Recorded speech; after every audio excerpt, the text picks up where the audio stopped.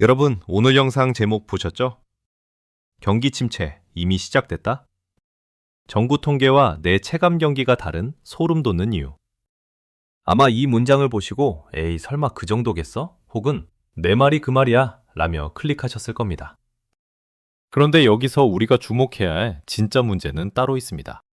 왜 정부 통계와 내 체감 경기가 이토록 소름 돋을 정도로 다른가 하는 점입니다.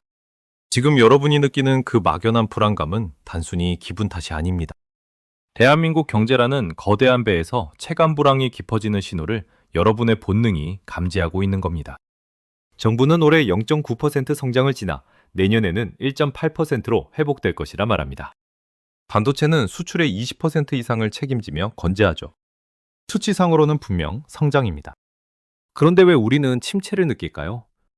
왜 통계청의 그래프는 반등하는데 우리 집 가계부는 매달 마이너스일까요?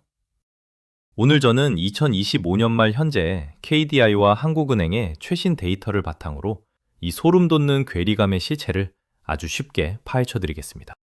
통계라는 안개를 걷어내고 그 뒤에 숨겨진 구조적 둔화의 민낯을 직시하십시오. 자, 그런데 여기서 잠시만 집중해 주세요. 만약 여러분이 경제가 안 좋으니까 그냥 아끼고 적금이나 들고 집 하나 들고 버티면 되겠지 라고 생각하신다면 오늘 영상 끝까지 보셔야 합니다. 잠시 후 지금 대다수 한국인이 가장 안전하다고 믿고 있는 그 자산이 왜 2026년에 당신의 발등을 찍는 시한폭탄이 될 것인지 그 소름 돋는 진실을 공개할 예정이거든요. 이걸 모르면 여러분은 열심히 살고도 가난해지는 비극을 맞이할 수 있습니다. 먼저 반도체 착시라는 이름의 신기루부터 깨부셔 봅시다. 쉽게 비유해 볼까요? 여러분이 식당을 운영한다고 칩시다. 식당 전체 손님은 텅텅 비었는데 VIP룸에 딱 한 명의 재벌이 와서 수천만 원어치 와인을 마셨습니다. 그러면 오늘 식당의 총 매출은 엄청나게 잘 나오겠죠? 하지만 서빙하는 직원들, 주방 아주머니들, 식자재 납품업자들은 행복할까요? 아니요, 사람이 없어 일감도 줄어듭니다. 지금 대한민국 경제가 딱 이 꼴입니다. 반도체라는 VIP 손님이 혼자서 매출을 다 올리고 있습니다. 반도체가 전체 수출의 약 25%를 차지하며 역대급 실적을 내니까 국가 전체의 GDP 성장률은 아주 예쁘게 포장됩니다. 하지만 반도체 공장에 들어가는 로봇이 돈을 번다고 해서 우리 동네 식당의 테이블이 채워지지는 않습니다. 과거에는 대기업이 잘 되면 주변 상권도 살아나는 낙수 효과가 있었지만 이제는 완전히 끊어졌습니다. 대기업은 번 돈으로 사람을 뽑는 대신 똑똑한 AI와 기계를 사고 국내 공장 대신 해외 공장을 짓습니다. 결과적으로 국가는 부유해지는데 국민은 가난해지는 기괴한 현상이 발생합니다. 통계 숫자는 회복이라고 써놓고 우리 지갑은 침체라고 있는 첫 번째 이유입니다. 자, 이제 제가 앞에서 예고했던 그 중요한 이야기를 해보겠습니다. 지금 이 시점이 여러분의 부의 경로를 바꿀 타이밍입니다. 여러분, 대한민국에서 가장 안전한 자산이 뭐라고 생각하시나요? 네, 바로 아파트입니다. 하지만 2026년 이 콘크리트 맹신이 여러분을 파멸로 이끌 수 있습니다. 왜일까요? 지금 우리는 부채의 임계점에 와 있습니다. 최근 데이터에 따르면 대한민국 GDP 대비 가계부채 비율은 약 89.7% 수준입니다. 100% 넘던 게 내려왔으니 다행하냐? 라고 생각하셨다면 속으신 겁니다. 이건 배낭의 무게와 같습니다. 여러분이 배낭을 메고 가파른 언덕을 올라가는데 배낭 무게가 100kg에서 90kg으로 줄었다고 칩시다. 가벼워졌나요? 아니요, 여전히 무겁습니다.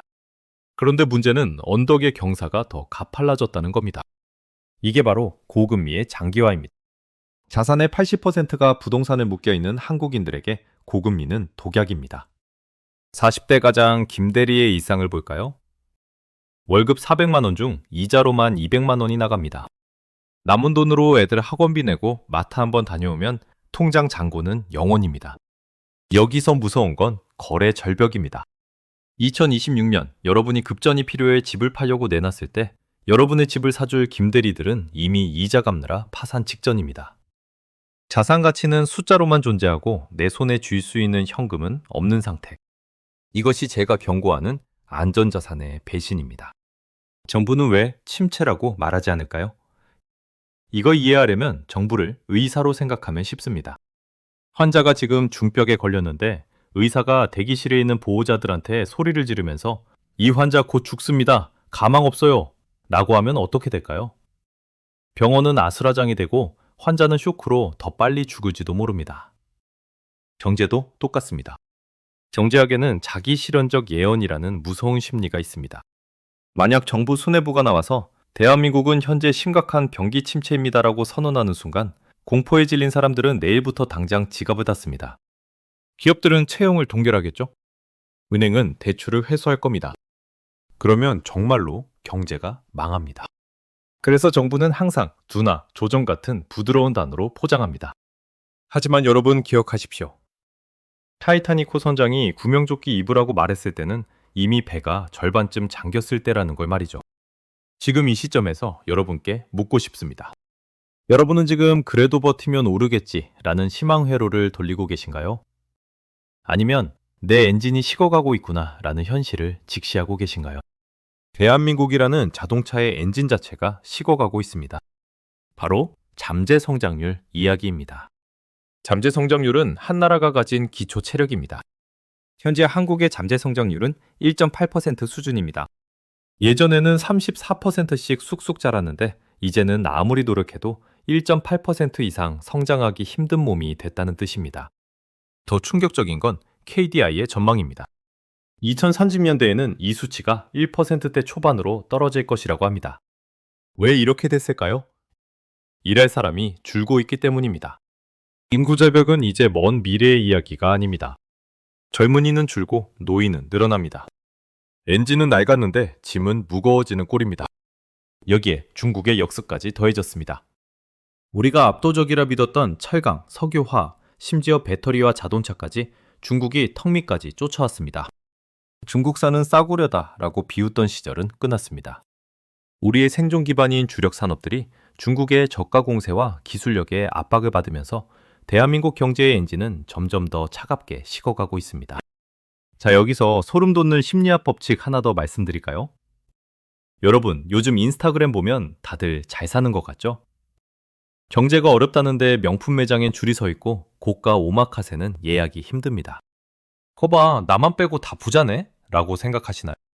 뇌과학과 진화심리학으로 분석하면 이건 정반대의 신호입니다. 인간은 미래가 보이지 않을 때, 즉 내 집 마련이나 안정된 노후가 불가능하다고 느낄 때 당장의 쾌락에 모든 자원을 쏟아붓습니다. 어차피 집은 못 사니까 오늘 30만 원짜리 밥을 먹으며 행복을 사자는 절망적 소비인 셈입니다. 하지만 이건 침몰하는 배 위에서 벌어지는 마지막 파티와 같습니다. 우리는 이 군중 심리에서 빠져나와야 합니다. 자영업 폐업률이 11%를 넘어 사상 최고 수준을 기록하고 있다는 통계가 무엇을 의미하겠습니까? 이미 거리는 비명을 지르고 있다는 뜻입니다. 이제 영상의 하이라이트, 어떻게 살아남을 것인가에 대한 해답을 드릴 시간입니다. 여기까지 보신 분들이라면 이미 상위 1%의 경제지능을 가진 분들입니다. 이제 실행할 차례입니다. 진실은 아프지만 아는 것만이 당신을 살립니다. 이 냉혹한 각자도생의 시대에서 당신을 지켜줄 3단계 생존 매뉴얼을 실행하십시오. 1단계, 자산의 유동성을 확보하십시오. 이제 콘크리트를 자산이라고 부르지 마십시오. 황금성이 없는 자산은 부채일 뿐입니다. 시세 차익을 노리는 도박 같은 투자보다는 언제든 현금화할 수 있는 자산을 늘리십시오. 특히 달러나 금 같은 글로벌 안전자산은 포트폴리오의 필수입니다. 2026년 원화 가치가 흔들릴 때 당신을 지켜줄 유일한 방주는 달러입니다. 2단계, 소득 파이프라인을 다변화하십시오. 직장 월급 하나에 인생을 거는 건 엔진 하나뿐인 비행기로 대서양을 건너는 것과 같습니다. 회사는 당신의 노후를 절대 책임지지 않습니다. 본업 외에 당신만의 기술을 배우고 온라인 수익 모델을 만드십시오. 하나뿐인 우물이 마르면 다른 우물에서 물을 길어야 합니다. 지금 당장 무엇이든 시작하십시오. 이건 사치가 아니라 생존입니다. 3단계, 대체 불가능한 능력에 투자하십시오. 인플레이션으로 돈의 가치는 떨어져도 당신의 머릿속에 든 지식의 가치는 절대 배신하지 않습니다. 특히 AI가 인간의 자리를 위협하는 지금, 기획력과 통찰력을 키우는데 시간과 비용을 아끼지 마십시오. 최고의 투자는 주식이 아니라 당신 자신입니다. 위기 상황에서 가장 먼저 몸값이 오르는 사람은 문제를 해결할 줄 아는 사람입니다. 여러분, 가난은 소리 없이 다가옵니다. 아무도 알려주지 않고 아무도 경고하지 않습니다. 그러다 어느 날 갑자기 당신의 삶을 통째로 집어삼킵니다. 하지만 기회는 정반대입니다. 기회는 굉음을 내며 요란하게 문을 두드립니다. 모두가 공포에 빠졌을 때, 사람들이 절망할 때, 그때 현금을 가진 사람과 능력을 갖춘 사람에게 엄청난 기회의 문이 열립니다. 역사가 증명합니다. 모든 위기는 준비되지 않은 자에겐 재앙이었지만 준비된 누군가에게는 인생 최고의 반전 기회였습니다. 오늘 이 영상을 보시는 여러분은 소리 없이 다가오는 가난의 희생자가 아니라 요란하게 열리는 기회의 문을 여는 주인공이 되셔야 합니다. 내일의 후회보다 오늘의 냉정한 준비가 당신의 가족과 인생을 구할 것입니다. 감정에 휘둘리지 마십시오. 오직 차가운 숫자와 데이터만이 당신을 진실로 인도할 것입니다. 오늘 우리는 경기 침체는 이미 시작됐다는 불편한 진실과 왜 정부 통계와 체감 경기가 다른지 그 소름 돋는 이유를 살펴봤습니다. 상황은 엄중합니다. 하지만 공포에 질릴 필요는 없습니다. 진짜 공포는 아무것도 모른 채 당하는 것이지 알고 대비하는 사람에겐 이 침체가 오히려 인생 역전의 기회가 될 수 있기 때문입니다. 1997년 IMF 때도 2008년 금융위기 때도 누군가는 전 재산을 잃었지만 누군가는 그 위기를 발판 삼아 부자가 되었습니다. 지금 여러분이 느끼는 그 불안감을 준비의 에너지로 바꾸십시오. 남들이 장밋빛 통계에 취해 있을 때 여러분은 차갑게 숫자를 읽고 미래를 설계하십시오. 여러분이 지금 현장에서 느끼는 경제 상황은 어떤가요? 정말 정부 말대로 좋아지고 있나요? 아니면 제 말대로 침체로 가고 있나요? 여러분의 생생한 목소리를 댓글로 들려주세요. 그 의견들이 모여 우리 사회를 깨우는 가장 강력한 경고음이 될 것입니다.